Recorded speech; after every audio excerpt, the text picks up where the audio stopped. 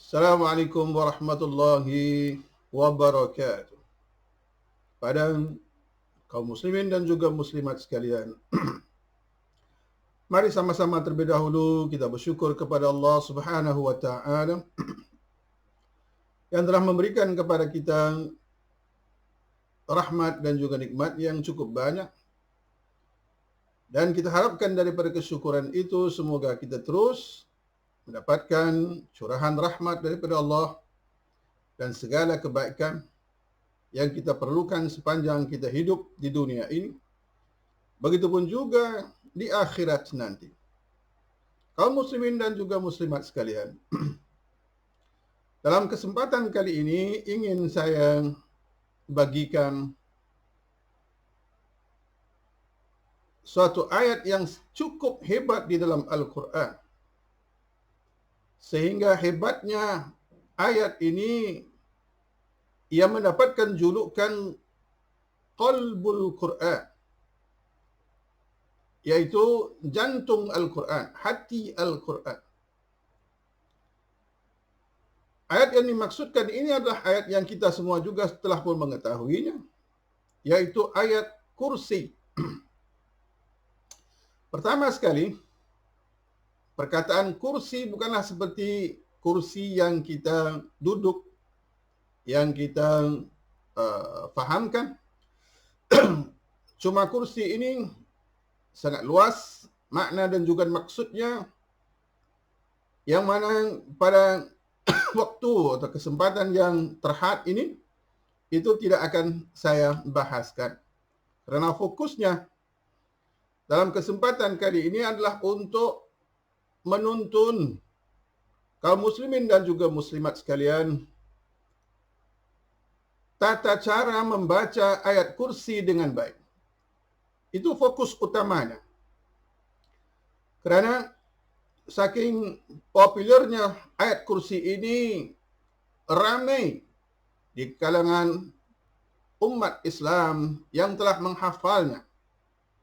Dan tidak kurang juga yang menghafalkan ayat kursi ini melalui tulisan-tulisan Romanized, iaitu bukan tulisan Arab.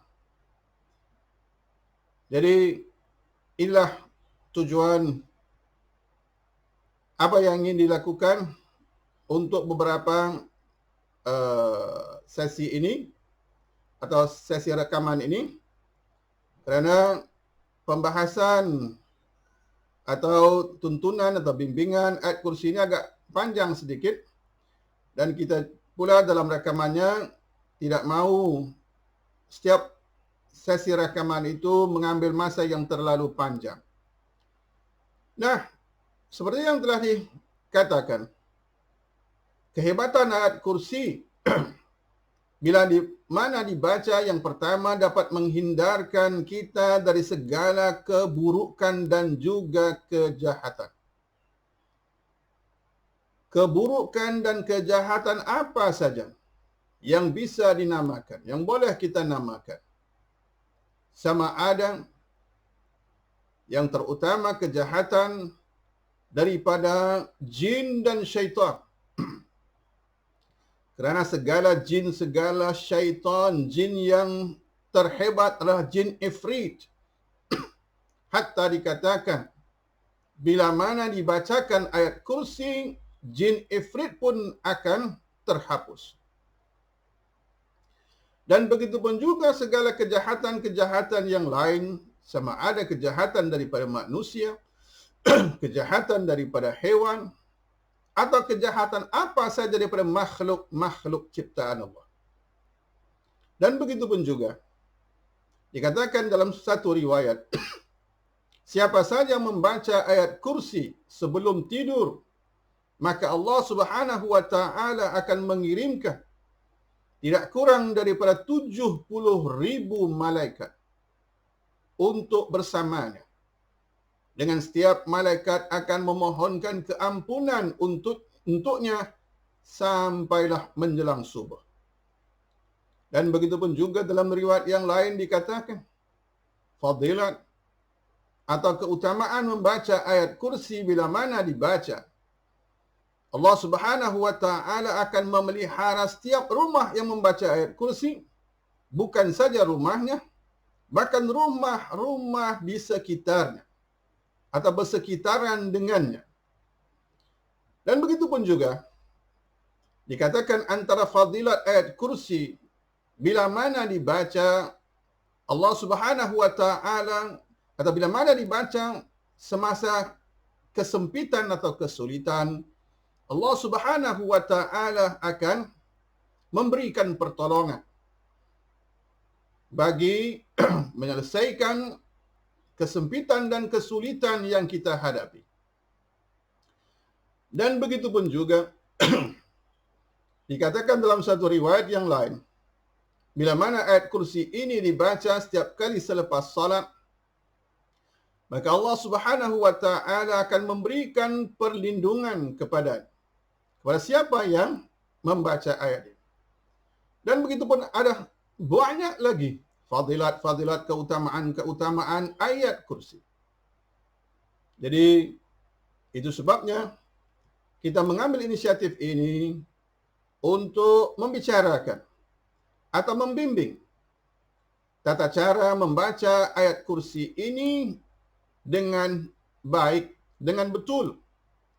Kerana ramai juga yang kita dengar, tak kala berdepan dengan kesusahan, berdepan dengan kesulitan, berdepan dengan gangguan jin dan syaitan bila mana dia membaca ayat kursi ini, tetapi ayat kursi ini tidak memberikan kesan kepada jin, kepada syaitan. Apa yang menjadi masalahnya? Tentu juga teman-teman pernah melalui pengalaman yang seperti itu. Membaca ayat kursi, tak kala berdepan dengan kesulitan, berdepan dengan ancaman, kejahatan jin ataupun syaitan, tetapi bacaan kita tidak memberi kesan. Satu saja yang bisa dijadikan sebagai jawapan kepada masalah yang seperti itu, kerana kehebatan ayat kursi terletak pada bacaannya yang betul, bacaannya yang tepat, bacaannya yang benar. Bila mana dibaca tidak betul, tidak seperti mana lafaz yang Allah Subhanahu wa taala turunkan, maka itulah yang menyebabkan ayat kursi ini tidak memberikan kesan. Sudah tentu kita tidak mahu ayat yang sehebat ini yang seharusnya kita miliki, yang seharusnya kita dapat menghafalkannya, tetapi akhirnya bila mana perlu, ia tidak dapat memberikan kesan. Berarti bukan masalahnya ada pada ayat kursinya, tapi masalahnya sebenarnya ada pada cara kita membaca atau membunyikan ayat kursi ini. Jadi kaum muslimin dan juga muslimat sekalian, tanpa membuang waktu, mari kita perhatikan tata cara membaca ayat yang paling hebat di dalam Al-Quran yang dapat menghapuskan segala keburukan dan juga kejahatan, yaitu ayat kursi namanya. Perhatikan cara membaca ayat ini. A'udzu billahi minasy syaithanir rajim. Bismillahirrahmanirrahim. Allahu la ilaha illa huwal hayyul qayyum. La ta'khudhuhu sinatun wa la nawm.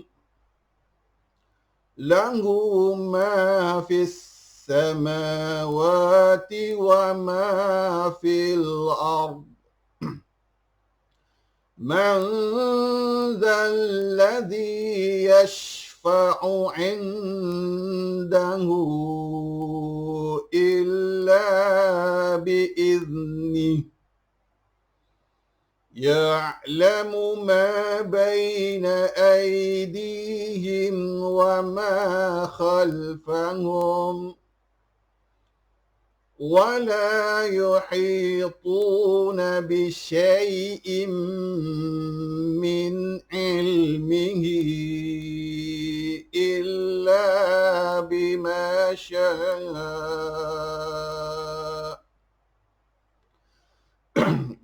Wasi'a kursiyyuhus samawati wal ardh wa la ya'uduhu hifdhuhuma wa huwal aliyyul azim. Jadi begitu cara kita membaca ayat kursi dengan baik, insya-Allah. Selanjutnya, mari kita perhatikan.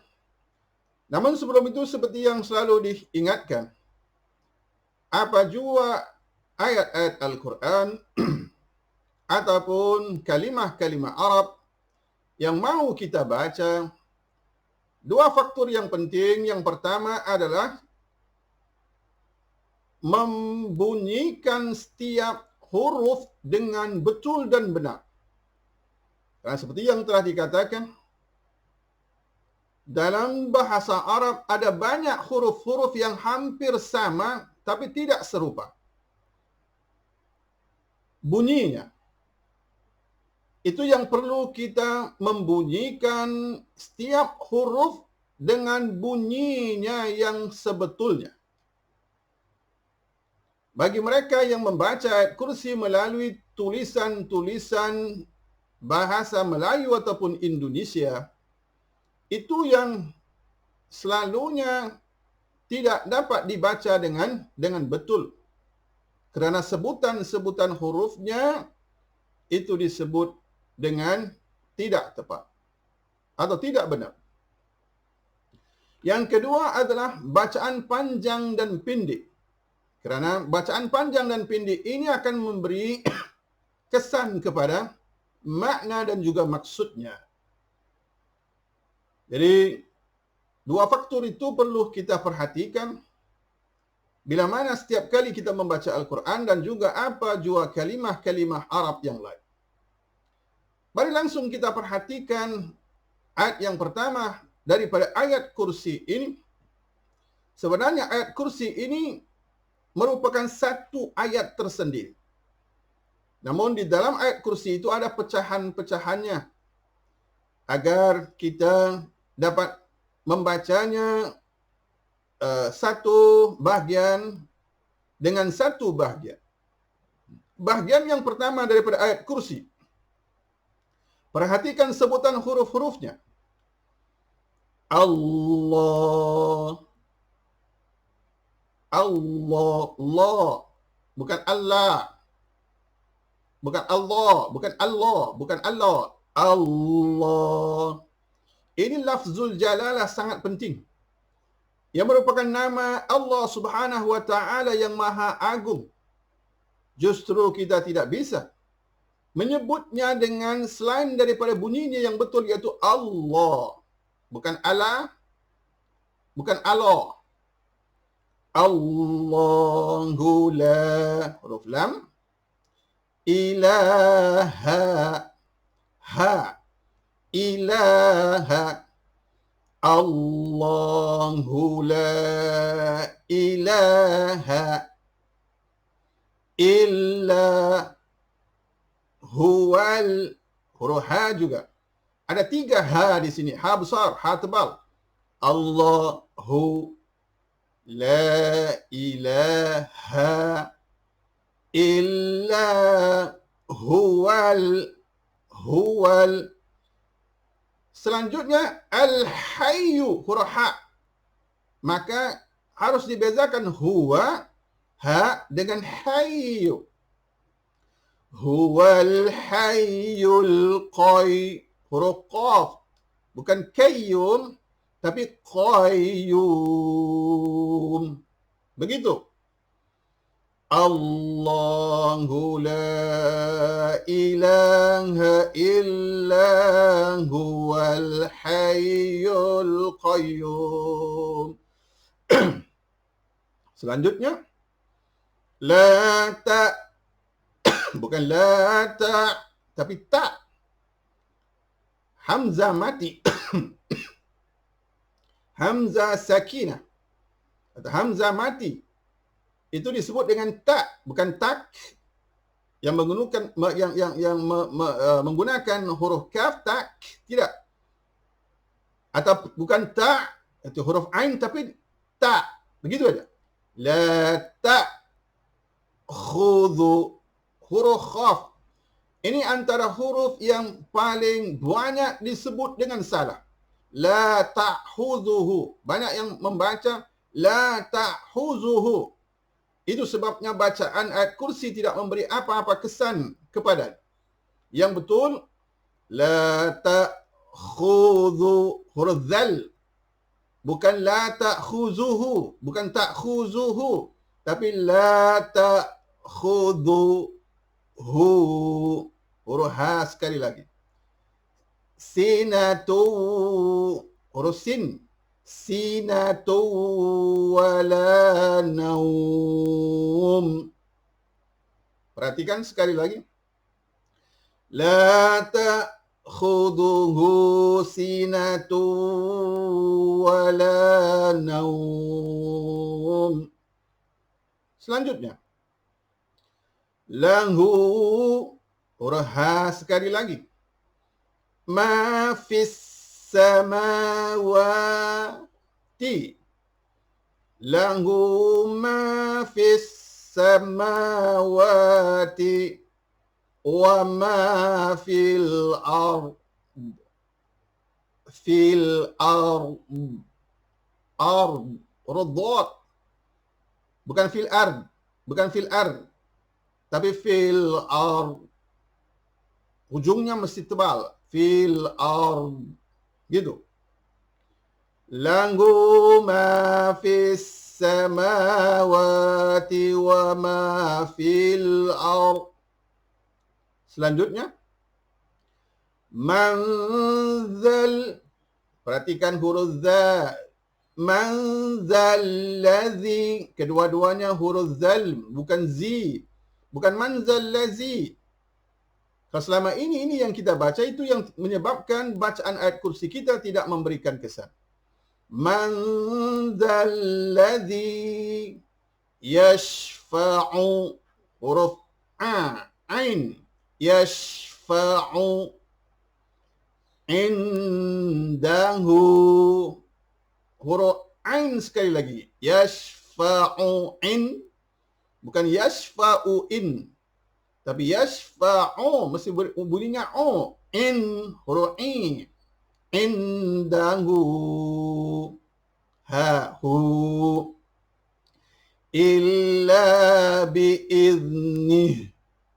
Ujungnya mesti huruf ha. Bunyinya ha. Bi'idnih. Bukan bi'idnih. Tapi bi'idnih. Gitu. Ya'lamu ma baina aidi. Ya'lamu.